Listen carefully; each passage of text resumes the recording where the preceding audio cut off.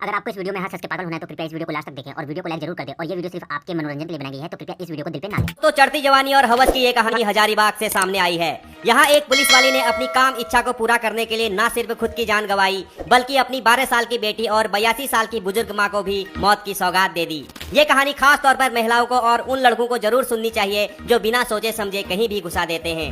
तो आइए इस सनसनीखेज मामले में विस्तार से बात करते हैं। दोस्तों, पुलिस विभाग में तैनात राकेश साल 2010 में नक्सलियों से लोहा लेते हुए शहीद हो गया, जिसके बाद उसकी पत्नी गीता को उसके बदले पुलिस विभाग में नौकरी मिल गई। फिर वो अपनी मां और अपनी 1 साल की बेटी के साथ सरकारी क्वार्टर में रहने लगी।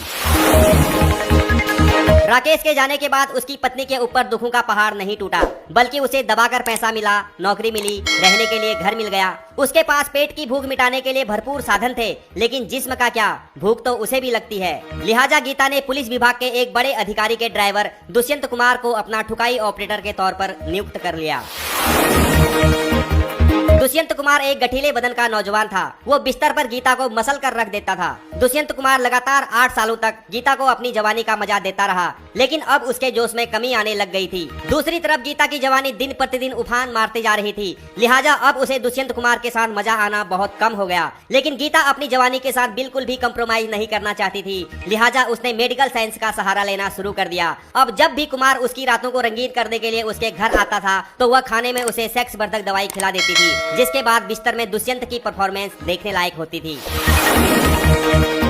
गीता कंडोम और वियाग्रा की टैबलेट घर के पास में ही बने अभिषेक शर्मा के मेडिकल स्टोर से खरीदती थी। अभिषेक गीता को बहुत अच्छी तरह से जानता था। अब वो समझ गया था कि इसका ऑपरेटर कमजोर पड़ गया है। उसने एक दिन गीता से पूछा, मैडम क्या वास्तव में इन दवाइयों से कुछ असर पड़ता है क्या? मेरे अंदर तो ऑलरेडी इतना दम है कि मेरी गर्लफ्रेंड मुझ पर बेवजह इल्जाम लगाती है कि तुम टैबलेट खाकर आए हो। तो गीता बोली, मर्दों की तो फितरत होती है बड़ी बड़ी बातें फेंकने की, लेकिन जब बिस्तर में आते हैं तो मिनट से पहले झड़ जाते हैं। ये सुनकर अभिषेक हंसते हुए गाना गुनगुनाने लगा।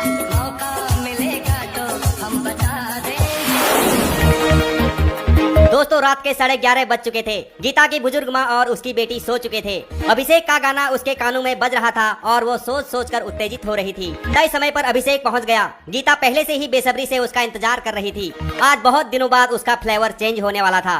गीता ने क्रीम कलर की जालीदार नाइटी पहनी हुई थी। अभिषेक के कमरे में पहुंचते ही उसने उसे अपनी बाहों में भर लिया। बिना वक्त गवाए दोनों ने अपना प्रोग्राम चालू कर दिया। अभिषेक की बातों में ही नहीं, उसकी लुल्ली में भी दम था, लिहाजा उसने वही किया जो उसने बोला था। दोस्तों, अभिषेक की मर्दानगी और उसकी काम कला को देखकर गीता उसकी दीवानी हो गई, जिसके बाद उसने अपने पुराने आशिक दुष्यंत कुमार को देना बंद कर दिया। दुष्यंत कुमार ने इसका कारण जानना चाहा तो उसे पता चला कि मैडम ने दूसरा ऑपरेटर रख लिया है। अब दुष्यंत कुमार नफरत की आग में जलने लगा। उसने गीता के ऊपर अपनी पूरी जवानी लुटा दी थी, लेकिन वो थोड़ा सा कमजोर क्या पड़ा। गीता ने उसके साथ बिल्कुल भी कंप्रोमाइज नहीं किया, बल्कि उसे नौकरी से ही निकाल फेंका।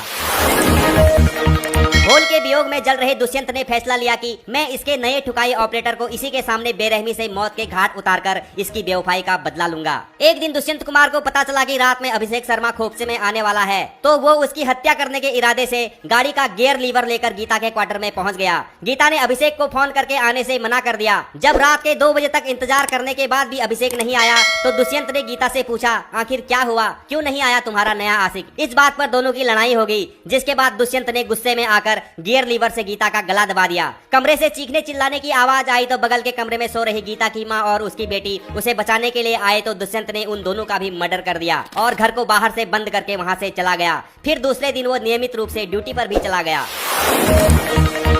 घटना को 2 दिन बीत चुके थे। दुष्यंत कुमार बिना किसी डर के साहब की गाड़ी चला रहा था। पुलिस वाली 2 दिन से ड्यूटी पर नहीं आ रही थी, साथ वालों का फोन भी नहीं उठा रही थी, तो उसके सहकर्मी उसके कमरे में देखने गए तो कमरा बंद था। जिसके बाद पुलिस टीम मौके पर पहुंची। पुलिस ने दरवाजा तोड़कर अंदर देखा तो फर्श पर तीनों की लाश पड़ी थी। मामला विभाग से जुड़ा था। पुलिस ने त्वरित कार्यवाही करते हुए चंद मिनटों में ही आरोपी को गिरफ्तार कर लिया। पूछताछ में उसने अपना गुनाह कबूल करते हुए पूरी कहानी बयां कर दी।